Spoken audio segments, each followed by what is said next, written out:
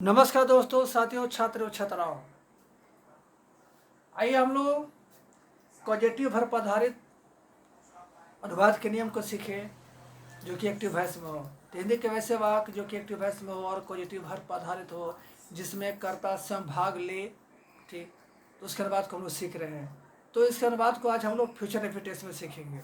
किस टेंस में सीखेंगे? फ्यूचर इंडेफिनिट टेंस में सीखेंगे।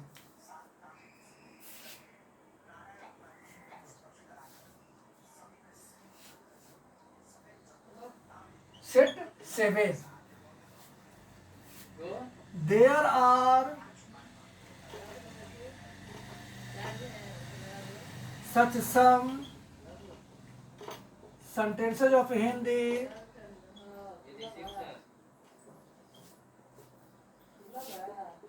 in the future indefinite tense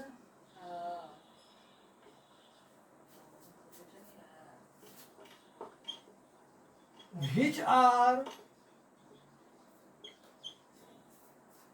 considered to be affirmative,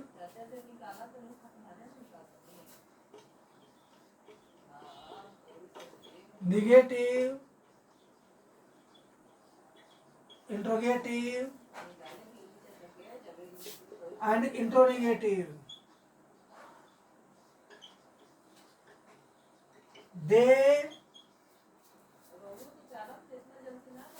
are in the active voice. They are based on the causative verb. Causative verb.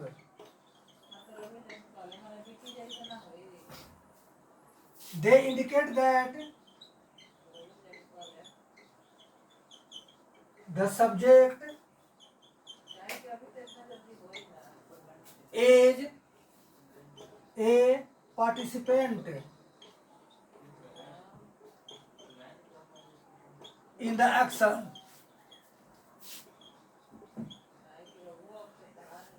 It is converted as follows.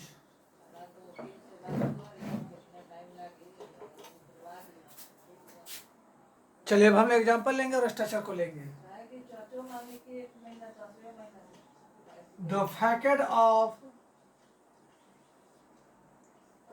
The structures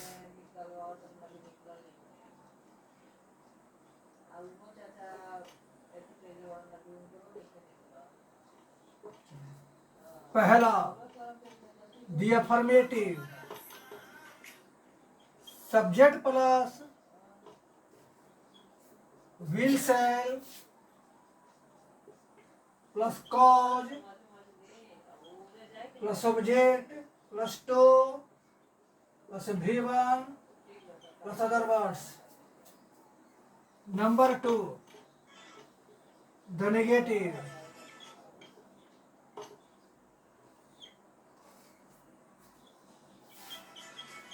subject plus will shall plus not plus cause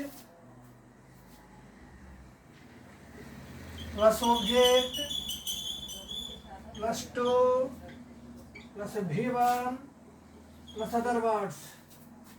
Number 3, the interrogative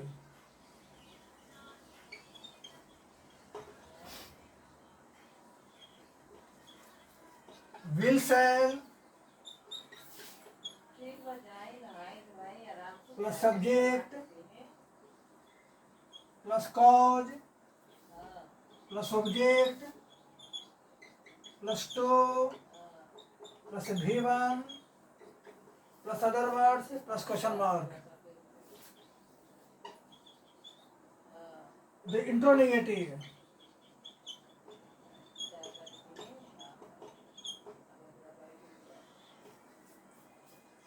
will shall plus subject plus not plus cause plus subject plus to plus V1 plus other words plus question mark। अब हम लोग example को लेंगे। Questionnaire,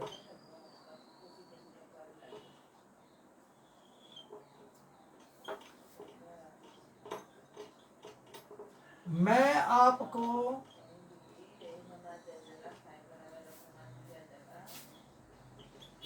दौड़ाऊंगा।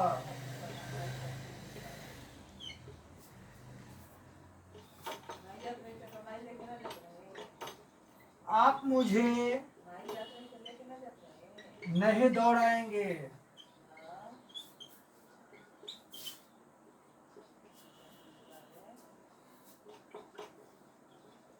क्या हम उसे दौड़ाएंगे?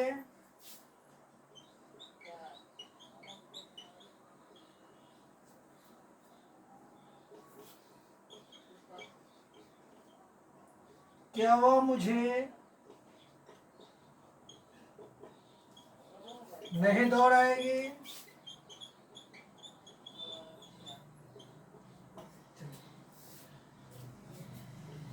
सभी आपको दौड़ाएंगे।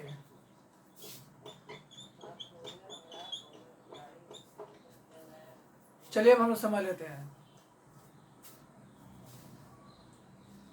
फ्यूचर इंडेफिनिट में हिंदी के बहुत से सेवाक होते हैं। फ्यूचर इंडेफिनिट में हिंदी के बहुत से सेवाक होते हैं जो कि अफर्मेटिव होते हैं, नेगेटिव होते हैं, इंट्रोगेटिव होते हैं और इंट्रोगेटिव नेगेटिव होते हैं। वाक्य मुख्य रूप से एक्टिव वॉइस में रहता है और वाक्य कॉजेटिव वर्ब आधारित रहता है, अर्थात प्रेरणार्थक क्रिया आधारित रहता है। ऐसा प्रेरणार्थक क्रिया, ऐसा कॉजेटिव वर्ब जिसमें ये पता चलता है कि सब्जेक्ट जो होता है या कर्ता जो होता है वो स्वयं कार्य में हिस्सेदारी लेता है, अर्थात ऐसा कॉजेटिव वर्ब आधारित रहता है जिससे ये पता चलता है कि कर्ता जो है या सब्जेक्ट जो है वो स्वयं पार्टिसिपेंट है, अर्थात कार्य में स्वयं हिस्सेदार है, कार्य उसके माध्यम से हो रही है। तो हम लोग इस बात को भी जानते हैं कि फ्यूचर इंडेफिनिट में दो प्रकार का सहायक क्रिया का प्रयोग करते हैं, एक विल और शैल। तो हम पहले भी चर्चा कर चुके हैं कि कॉजेटिव वर्ब आधारित हम लोग जो अनुवाद के नियम को सीख रहे हैं उसमें टेंस की जानकारी बहुत जरूरी है। तो यदि दिया गया वाक्य फ्यूचर इंडेफिनिट का हो, अफर्मेटिव हो, नेगेटिव हो, इंट्रोगेटिव हो, इंट्रोगेटिव नेगेटिव हो और कॉजेटिव वर्ब आधारित हो और साथ ही साथ एक्टिव वॉइस में हो जिसमें कर्ता स्वयं हिस्सेदार ले या हिस्सेदार हो, भागीदार हो, तो विल और शैल का प्रयोग से संबंधित जो शक या संदेह जो दिमाग में उठता है उसको हमें क्लियर करना है।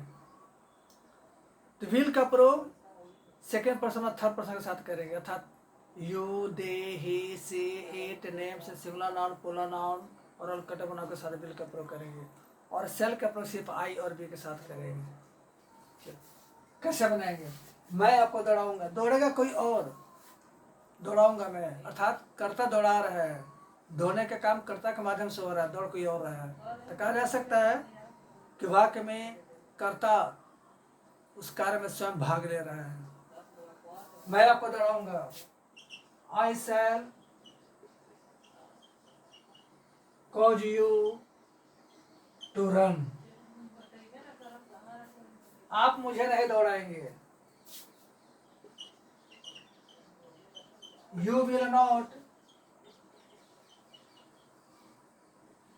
Cause me to run. तीसरा वाक्य है क्या हम उसे दौड़ाएंगे।